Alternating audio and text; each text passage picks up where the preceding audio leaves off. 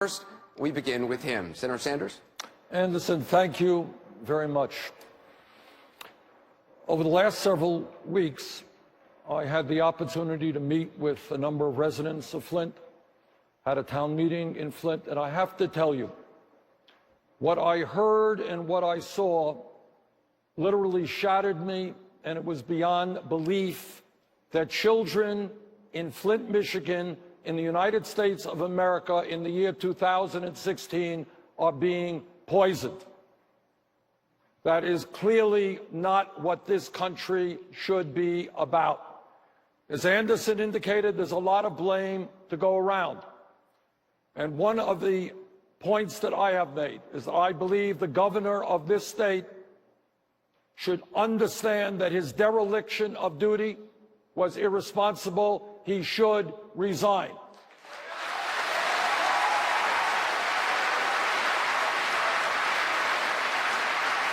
But more importantly, what is happening in Flint to a lesser degree is happening throughout this country. In recent years, we have seen a proliferation of millionaires and billionaires, an increase in income and wealth inequality, and all over this country.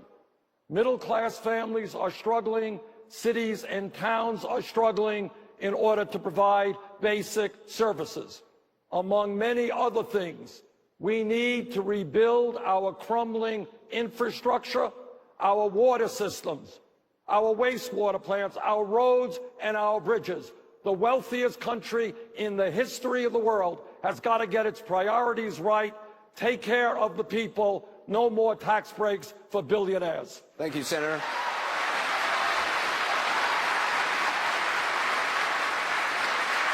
This is Mickey Wade. She's a public housing program manager and the mother of 2 kids. She says she's currently undecided and has a question that both of you will be able to weigh in on.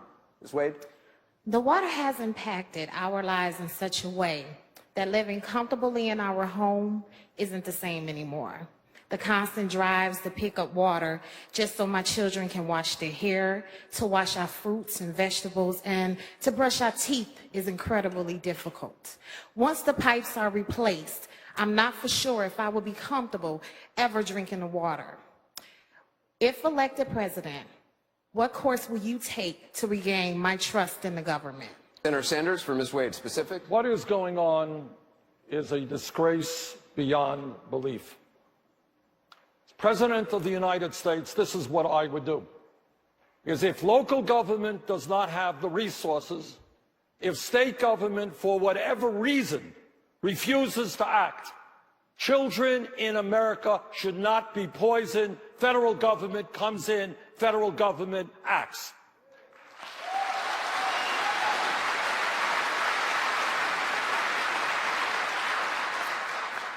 What is absolutely incredible to me is that water rates have soared in Flint. You are paying 3 times more for poisoned water than I'm paying in Burlington, Vermont for clean water. First thing you do is you say people are not paying a water bill for poisoned water.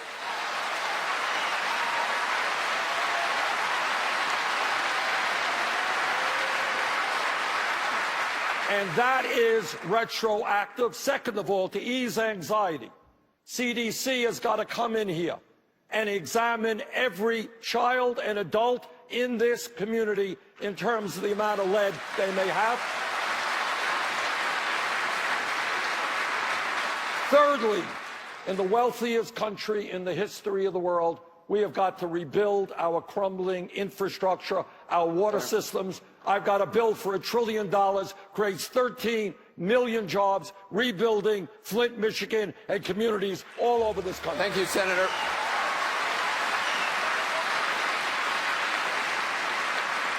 We're going to have more on infrastructure shortly, but I want to follow up with you. This crisis in Flint, as you know, as everybody in this room knows, was created by the government.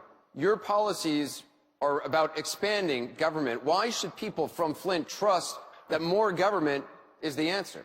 Well, that's a good point, Anderson. I suppose they can trust the corporations who have destroyed Flint by a disastrous trade policy which have allowed them to shut down plants in Flint and move to China and Mexico. We could trust them, I'm sure. Or maybe, maybe Anderson, tell you what we should do, maybe we should let Wall Street come in and run the city of Flint. Because we know their honesty and integrity has done so much for the American people. Look, we live in a democracy, and I'm not the last person to deny the government is failing in many respects. But at the end of the day, I will trust the people to create a government that works for them rather than Wall Street or corporate America. Senator Sanders, would President Sanders fire the head of the EPA?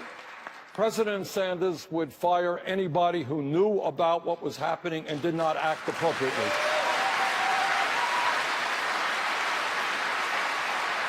And President Sanders would make the point that how does it happen in the wealthiest country in the history of the world? What are our priorities when, among others, Republicans today are fighting for hundreds of billions of dollars in tax breaks for the wealthiest people?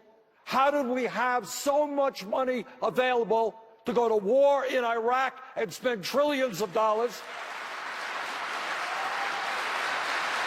but somehow not have enough money, not just for Flint? Secretary is right. There are communities all over this country. It's not just infrastructure, it is education. Detroit's public school system is collapsing. Thank you, Senator. Anderson, the bottom line is, and what my campaign is changing our national priorities. We need a government that works for all of us, Thank you, not Senator. just wealthy campaign contributors. I want to go to Leanne Walters. This is Leanne Walters. She was one of the first people to report problems with the water in Flint. One of her twin boys stopped growing. Her daughter lost her hair. She says she's undecided and has a question for both of you to answer, but we'll start with Senator Sanders. Ms. Walters?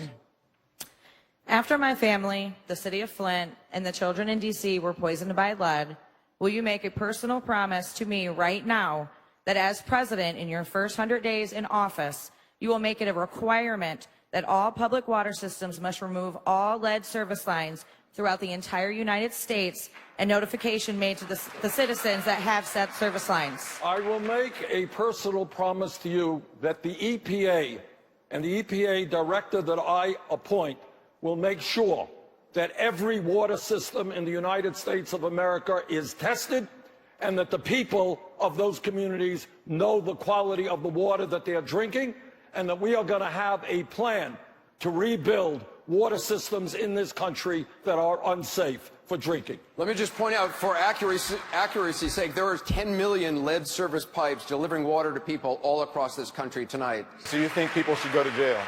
Well, I agree. We can't sit up here. I can't sit up here and make judgment over whether or not somebody committed a criminal act. But I will tell you this, that after an investigation, if people in fact were found to have committed a criminal act, I talked to a mother.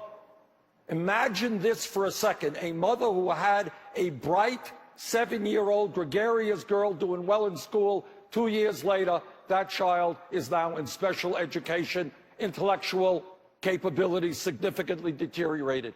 That is a crime against that child and the people of Flint, and clearly people are going to have to be held accountable. Thank you, Senator. Senator Sanders, what about you? Your first visit to Flint as a presidential candidate was just over a week ago. That's almost 5 months after the people here were told to stop drinking the water. What took you so long? Well, first of all, it's not quite accurate. I was here longer before that. And I'll tell you what I did.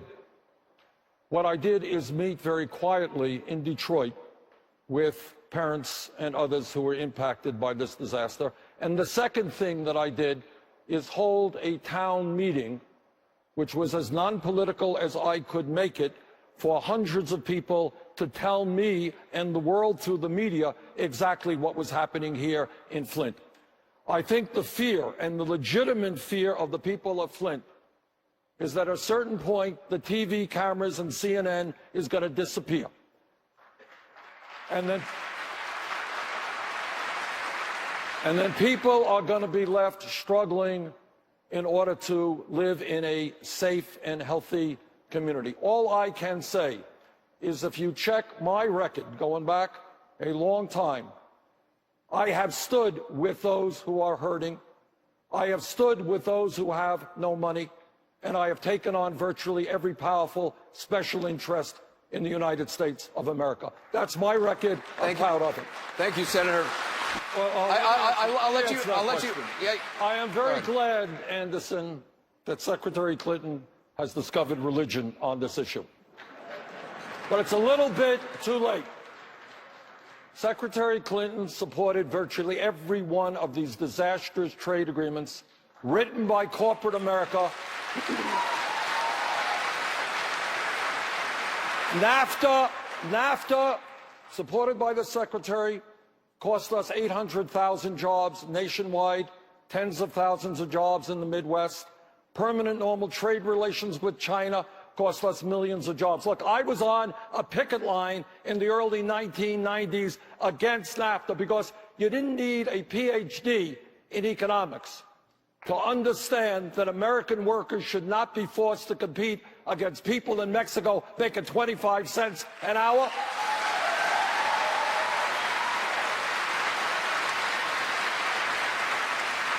And the reason that I was one of the first, not one of the last, to be in opposition to the TPP is that American workers should not be forced to compete against people in Vietnam today making a minimum wage of 65 cents an hour. Look, what we have got to do is tell corporate America that they cannot continue to shut down. We've lost 60,000 factories since 2001. They're going to start having to, if I'm president, invest in this country, not in China, not in Mexico. Well, if you are talking about the Wall Street bailout, where some of your friends destroyed this economy, you know... Excuse me, I'm talking. Let him respond. If you're going to talk, tell the whole story, Senator Let Sanders. me tell my story, you tell yours. I will. Your story is for voting for every disastrous trade agreement and voting for corporate America. Did I vote against the Wall Street bailout? When billionaires on Wall Street destroyed this economy, they went to Congress and they said, oh, please, we'll be good boys, bail us out. You know what I said? I said, let the billionaires themselves bail out Wall Street. Shouldn't be the middle class of this country. Okay. Wait a minute. Wait, can I finish? You'll have your turn. All right, but ultimately, if you look at our records, I stood up to corporate America time and time again. I went to Mexico. I saw the lives of people who are working in American factories and making 25 cents an hour. I understood that these trade agreements were going to destroy the middle class of this country. I led the fight against us. That is one of the major differences that we have. Secretary Sanders.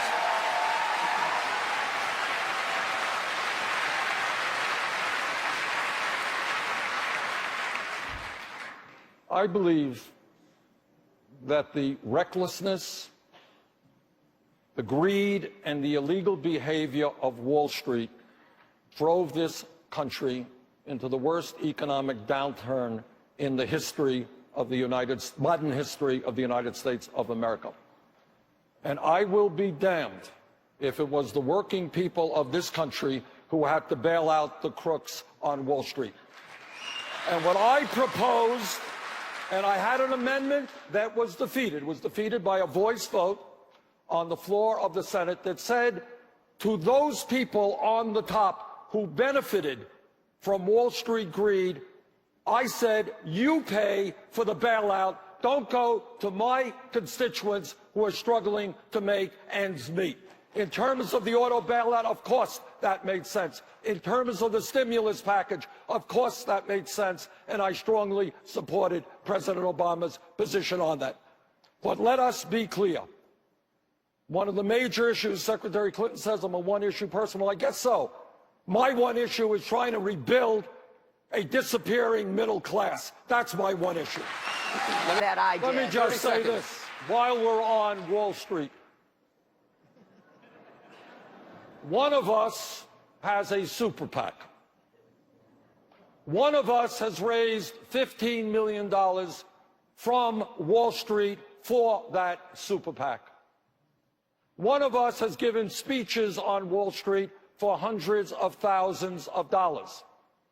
Now, I kind of think if you get paid a couple of $100,000 for a speech, must be a great speech. I think we should release it and let the American people see what that transcript was. Senator Sanders, just yesterday, in fact, you said, I believe it was yesterday, you said not only her speech must have been a fantastic speech, it must have been a Shakespearean speech for that amount of money. Is her answer enough for you that she'll release it when all the Republicans and Democrats release it? Everybody else to release it. Well, I'm your Democratic opponent. I release it.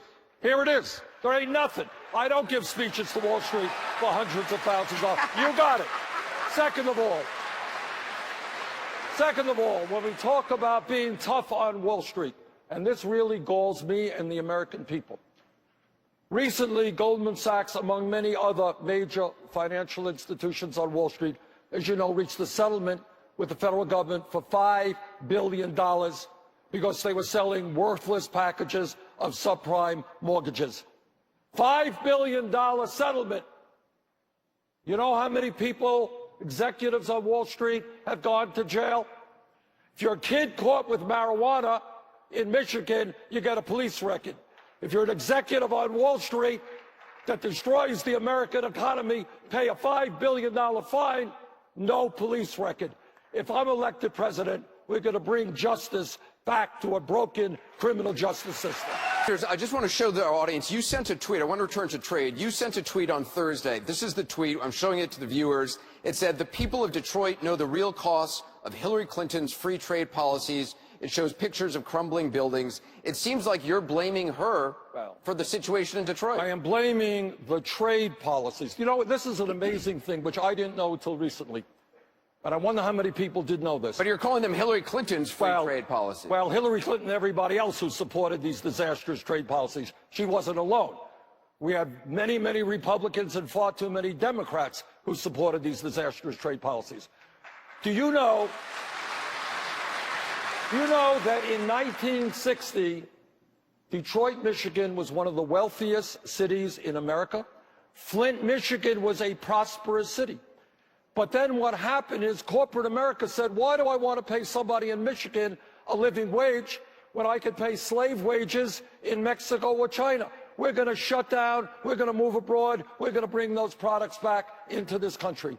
Those trade policies, as much as any other set of policies, has resulted in the shrinking of the American middle class. And I'll tell you what else it did. It's not only job loss by the millions, it is the race to the bottom so that new jobs in manufacturing, in some cases today, pay 50% less than they did 20 years ago. How stupid is that trade policy? Senator Sanders, just one more. I just want to explain, as president. I just want to explain to viewers what the Export-Import Bank is, in case everybody is not quite as wonkish as all of us on the stage here. The Export-Import Bank, it's a federal agency. It gives loans to companies that export American products. Senator Sanders, you do oppose it. The vast majority of the bank's customers are small businesses, 176 right here in Michigan. What do you say to small business owners I'll tell you what I who say. rely on the banks to make their companies I'll tell you what profitable? I say. Do you know what the other name of the Export-Import Bank is, what it's called in Washington?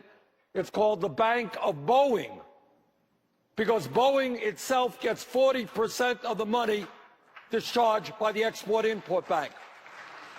75% of the funds going for the federal government, the Export-Import Bank, goes to large, profitable corporations. Many of these corporations have shut down in America and have gone abroad to exploit poor people. You know what? I don't think it's a great idea for the American taxpayer to have to subsidize through corporate welfare profitable corporations who downsize in the United States of America. 75% of that money goes to large, profitable corporations. Senator Sanders, though, you were the only member of the Democratic caucus to vote against it. You're agreeing with Senator Ted Cruz on this. Why is he right and the Democrats wrong? Well, let me tell you, I don't want to break the bad news. Democrats are not always right. Democrats have often supported corporate welfare. Democrats have supported disastrous trade agreements. But on this issue, I do not believe in corporate welfare. And in fact, Secretary Clinton may know or not know that as a member of the Financial Services Committee, I work very hard and successfully to make sure that at least 20% of the money went to small businesses, which is where it should go, not to profitable corporations downsizing our country. Thank you, Isn't Senator it Sanders. tragic that these large multinational corporations making billions of dollars a year, shutting down in America, going to China, going to Mexico, oh, absolutely, they need a handout from the American middle class. I don't think so. Second of all,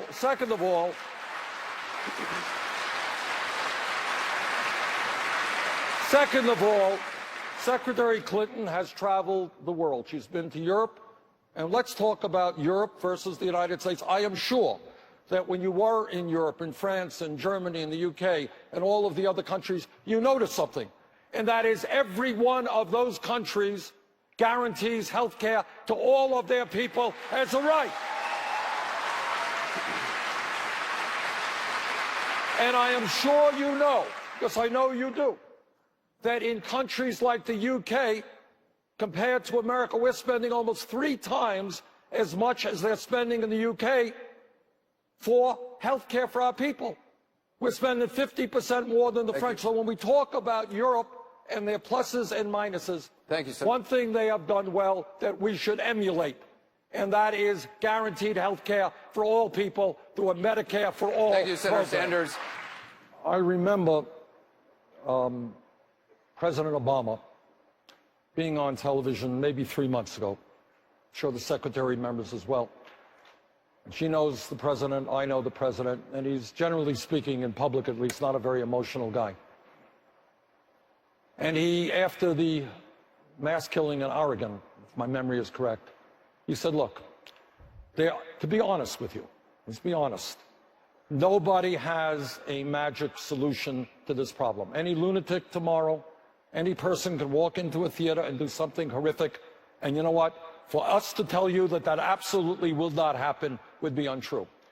But what the president said, he said, look, this is a tough issue, but we have got to do everything we possibly can to minimize the possibility of these mass killings. You're looking at a guy who comes from a rural state, no gun control. I have a D- voting record from the NRA.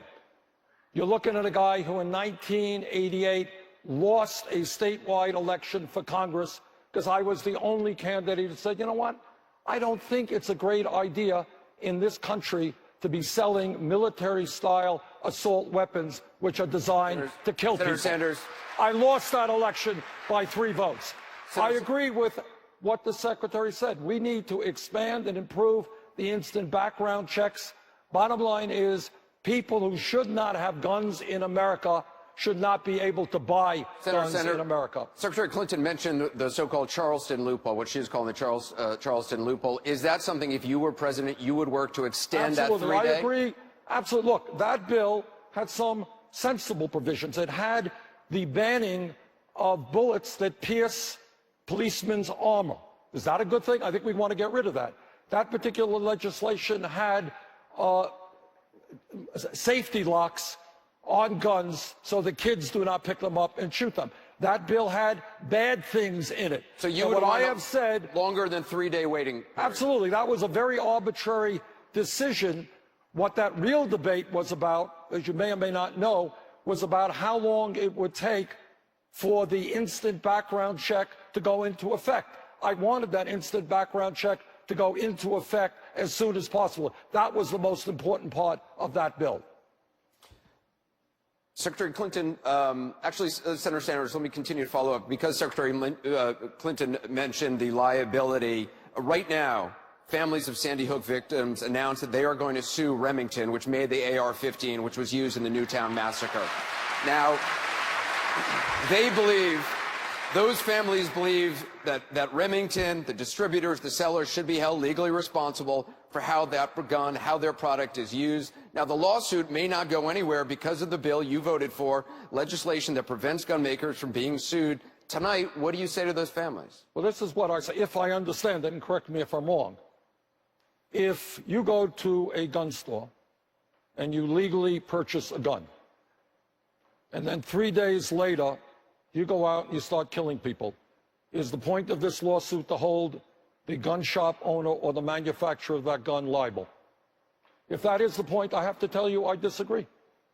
I disagree because you hold people in terms of this liability thing, where you hold manufacturers' liability is if they understand that they're selling guns into an area that is getting into the hands of criminals, of course they should be held liable.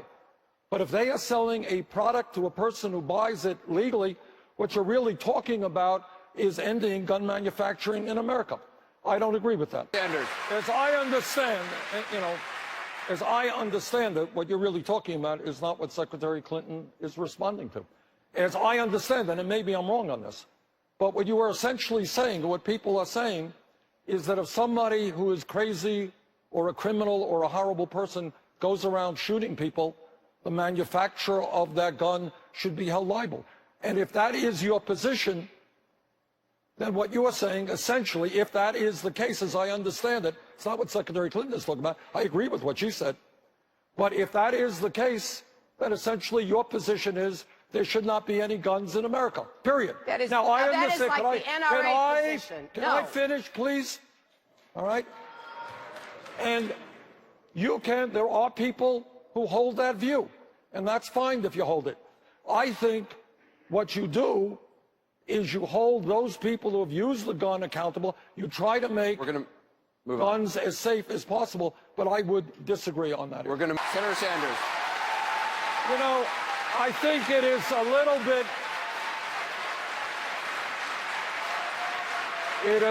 bit, look, what happened at Sandy Hook, what happened in Michigan, what has happened far too often all over this country is a terrible, terrible tragedy.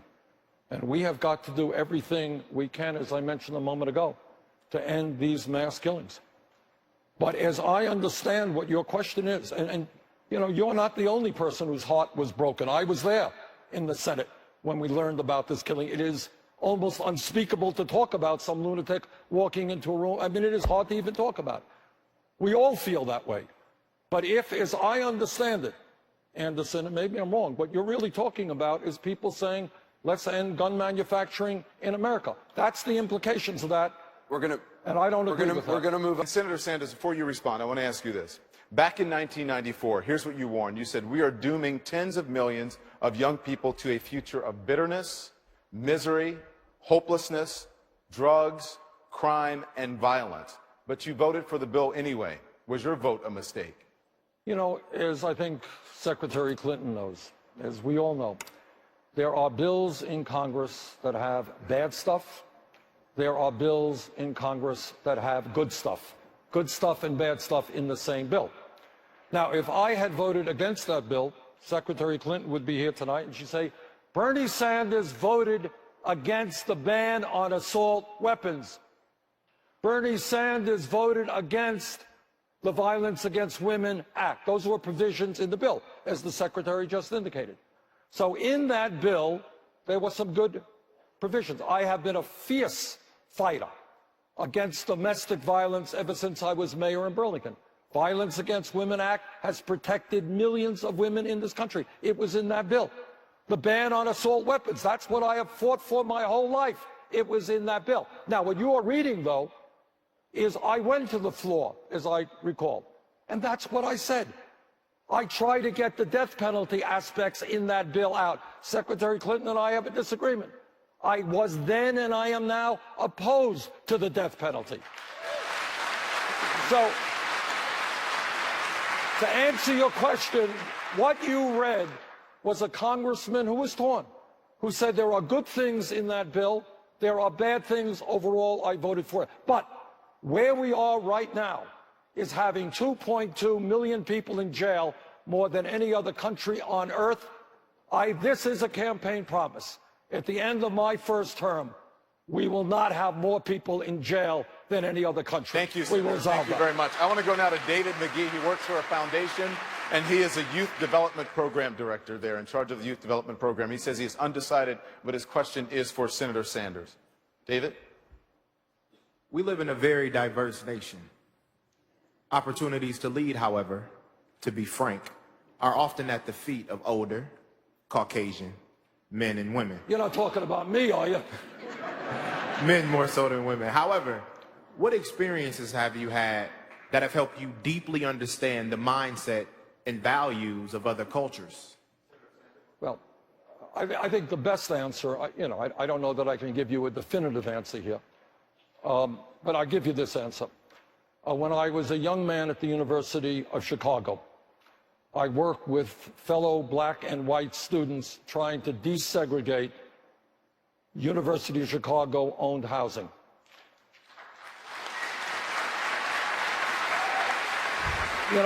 Most candidates for president don't usually put this on their resume, but a year later I was arrested by the Chicago police for trying to desegregate the Chicago school system.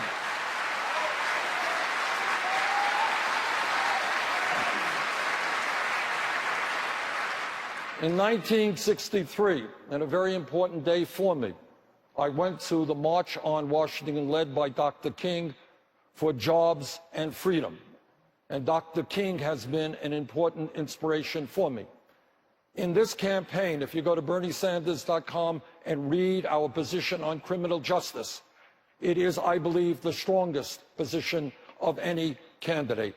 And what it says, among many other things, when 51% of African-American kids today are unemployed or underemployed, you know what we're going to do?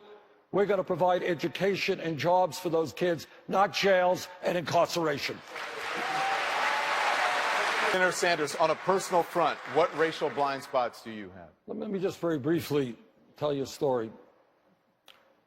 When I was in one of my first years in Congress, I went to a meeting downtown in Washington, D.C., and I went there with another congressman, an African-American congressman.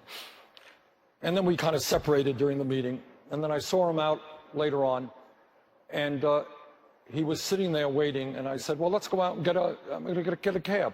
How come you didn't go out and get a cab? And he said, no, I don't get cabs in Washington, D.C. This is about 20 years ago. Because he was humiliated by the fact that cab drivers would go past them because he was black.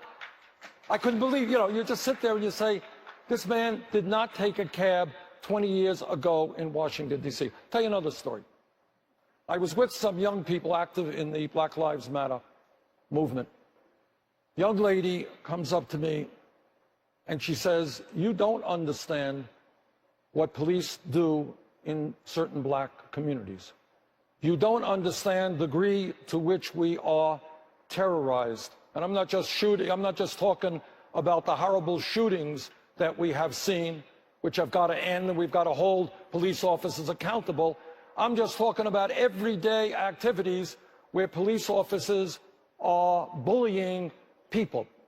So to answer your question, I would say, and I think it's similar to what the secretary said, when you're white, you don't know what it's like to be living in a ghetto. You don't know what it's like to be poor. You don't know what it's like to be hassled when you walk down the street or you get dragged out of a car. And I believe that as a nation in the year 2016, we must be firm in making it clear. We will end institutional racism and reform a broken criminal justice system. Thank you, Senator Sanders. Senator Sanders, a CNN poll found that 64% of Americans felt like race relations got worse over the last decade. You have said race relations would absolutely be better under Sanders' presidency.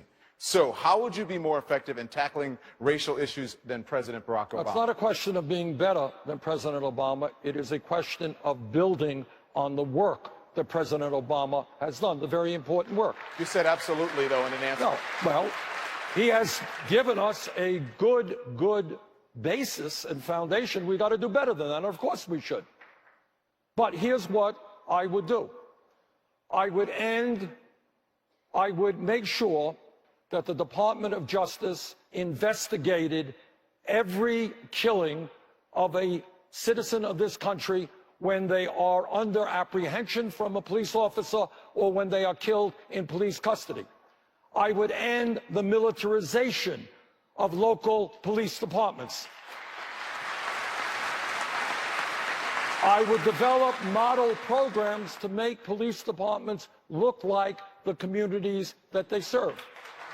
I would end minimal sentencing and give judges more discretion. I would recognize that substance abuse and drug addiction is a health issue, not a criminal issue.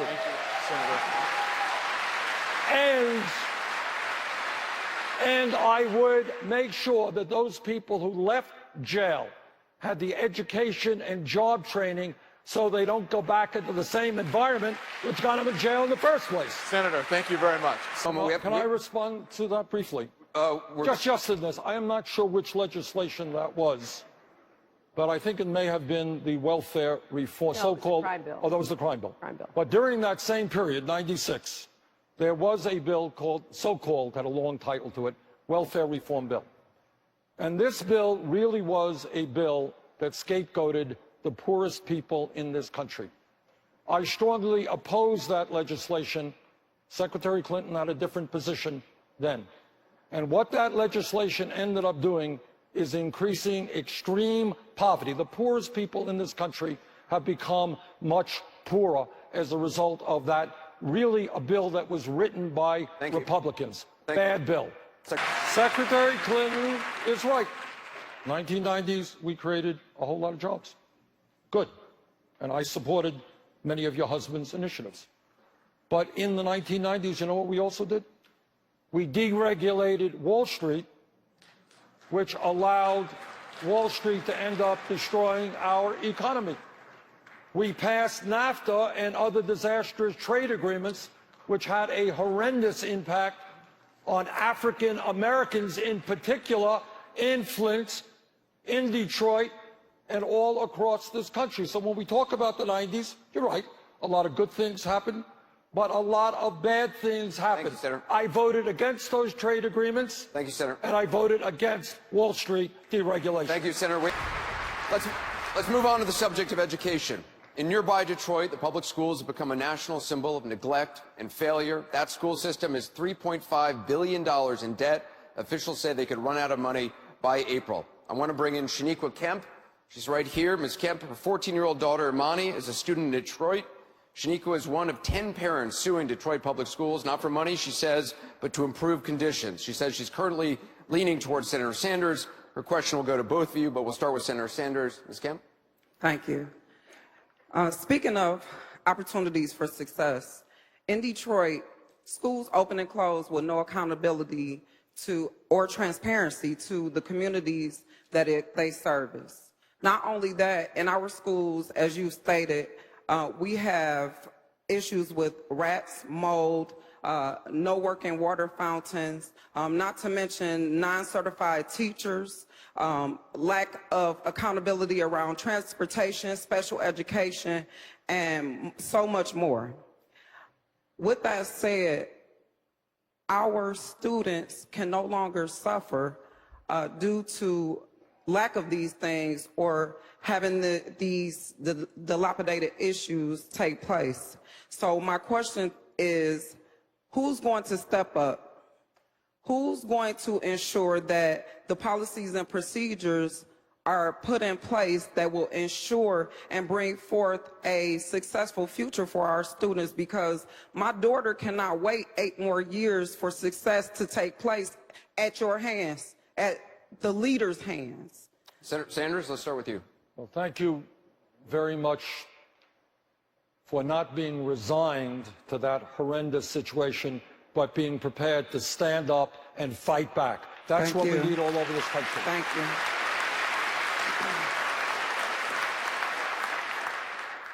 And let me be very honest with you. Hard thing to say, but it is true. A great nation is judged not by how many millionaires and billionaires it has, but by how it treats the most vulnerable amongst us. And that is the children and that is the elderly. And do you know what? We should be ashamed of how we treat our kids and our senior citizens. Thank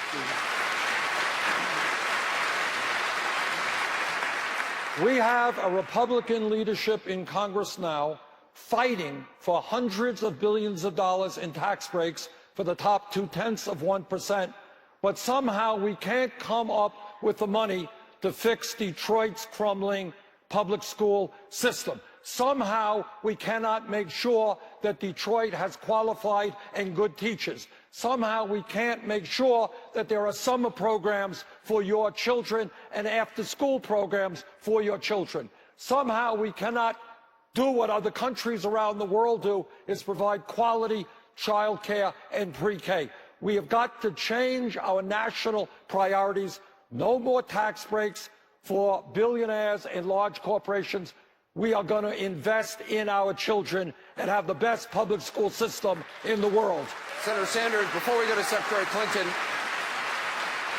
Senator Sanders, let me just follow up with you. As president, you have to decide where to spend your political capital. There's a lot of things you want to do. Where does fixing Ms. Kim's daughter's school and other schools, where does that lay in your list of things to do?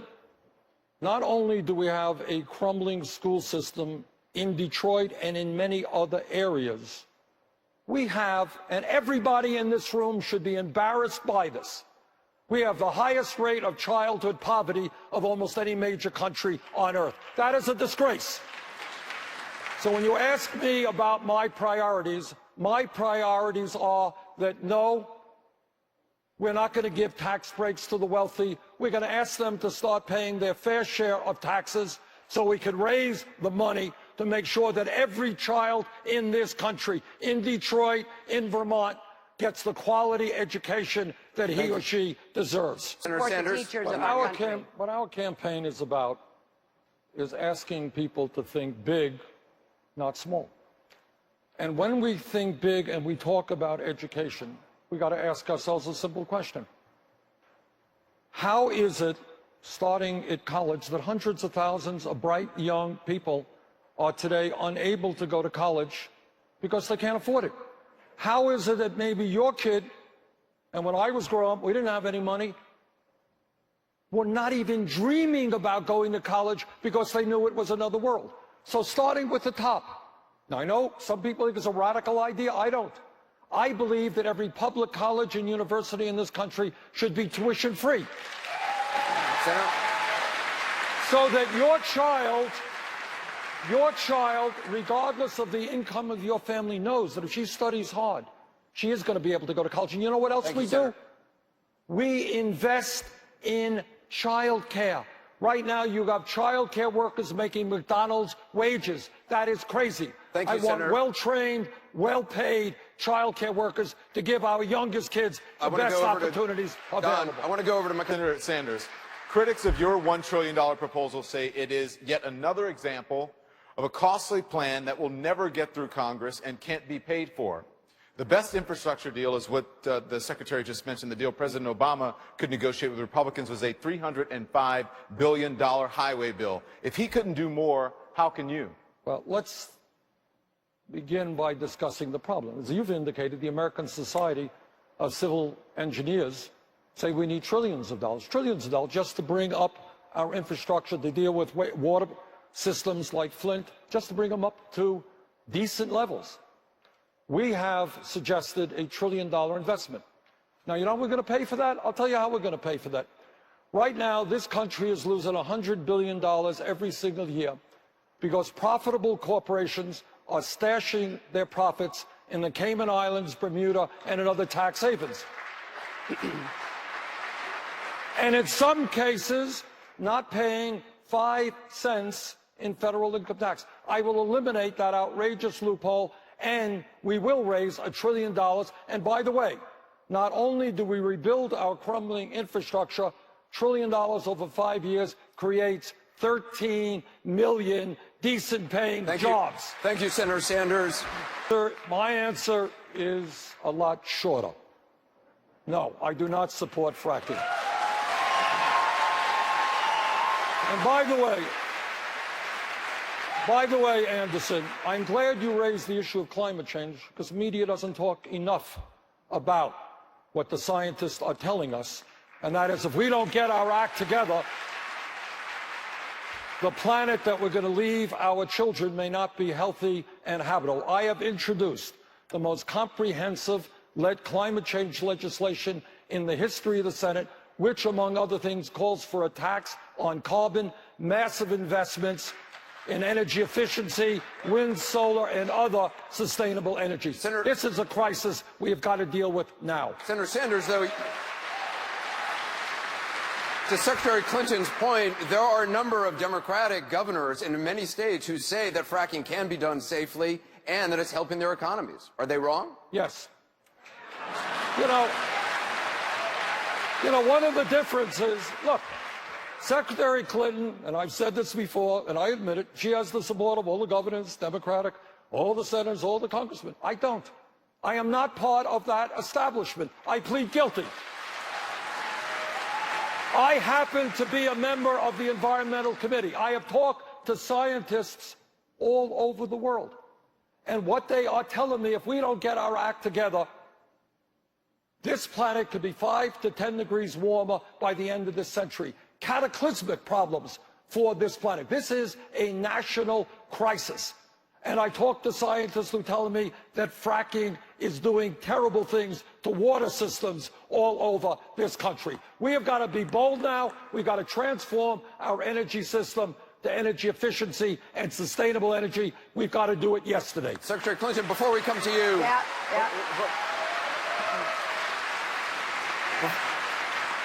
Secretary Clinton's going to be able to respond, but Senator Sanders, you've been very tough lately. Last week, you said this about Secretary Clinton, quote, "Just as I believe you can't take on Wall Street while taking their money, I don't believe you can take on climate change effectively while taking money from those who would profit off the destruction of the planet." Are you suggesting that she's in the pocket of the fossil fuel industry? No, what I am suggesting is that we have a corrupt campaign finance system. And instead of standing up to that finance system, Secretary Clinton has a super PAC, which is raising huge amounts of, I hate to say the word huge. Every time I say huge, it means a lot of money from Wall Street and from the fossil fuel industry. I am doing it a different way. I have 5 million individual contributors who have gone to BernieSanders.com to make a $27 contribution. Thank you, Senator. I don't take money from the fossil fuel industry. Well, let me make a couple of responses. Let me pick up on the last point the Secretary made.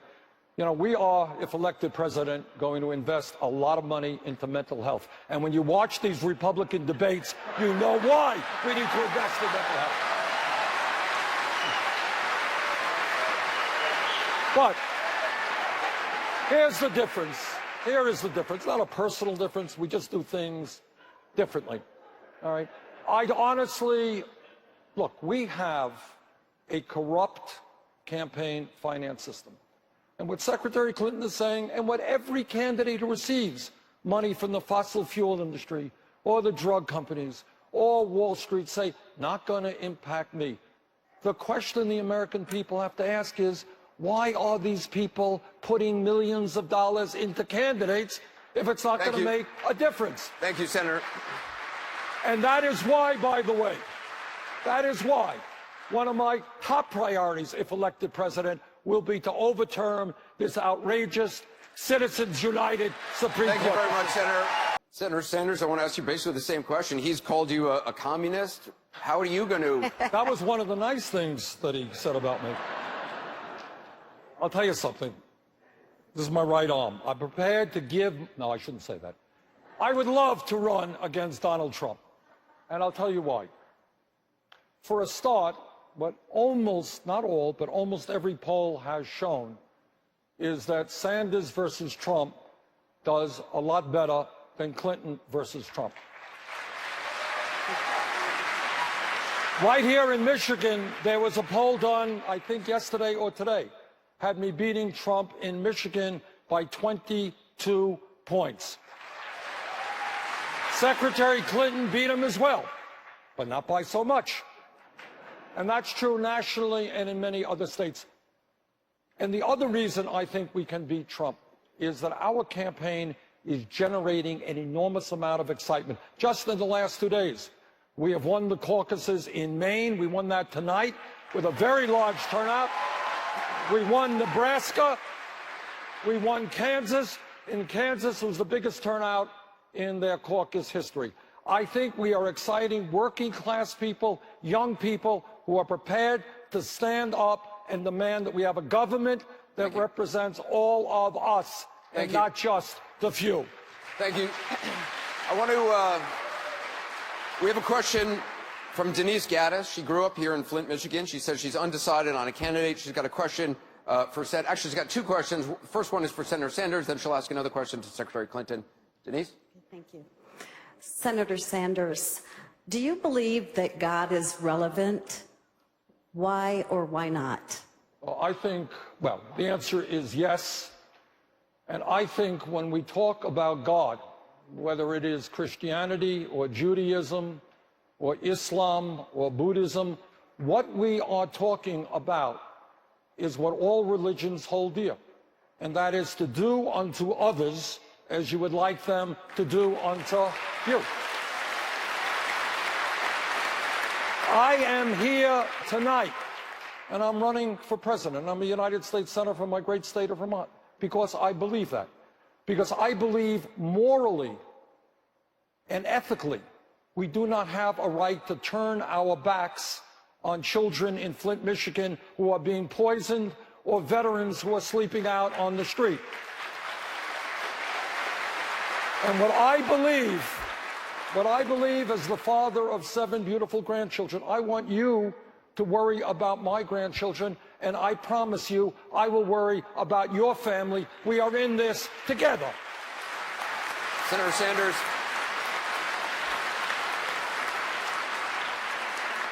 Let me just follow up. Just this weekend, there was an article I read in the Detroit News saying that you keep your Judaism in the background, and that's disappointing some Jewish leaders. Is that intentional? No. I am very proud to be Jewish, and being Jewish is so much of what I am. Look, my father's family was wiped out by Hitler in the Holocaust.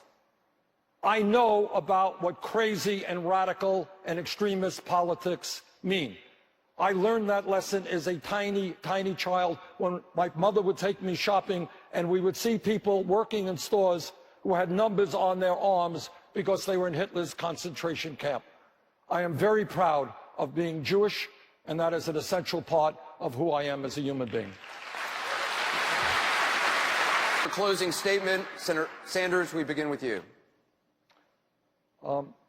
My father came to this country at the age of 17 without any money, never made any money. We lived in a 3.5-room rent-controlled apartment. So I learned about economics, not just in college, but in living in a family that didn't have money, that had to scrape by. We are here tonight in Flint, Michigan, because a horrendous tragedy is taking place. But it's not just in Flint, Michigan. We have 29 million people who have no health insurance. We're the only major country on earth that doesn't provide paid family and medical leave. We have school systems around America that are collapsing. And yet we are the wealthiest country in the history of the world. But most people don't know that, because almost all of the new income and wealth is going to the top 1%. I believe, in all due respect to my good friend, Secretary Clinton, that it is too late for establishment politics and establishment economics. It is too late for a corrupt campaign finance system and super PACs that raise enormous amounts of money from special interests. We need in this country a political revolution where ordinary people stand up and reclaim the government that men and women fought and died for. Thank you. Thank you, Senator.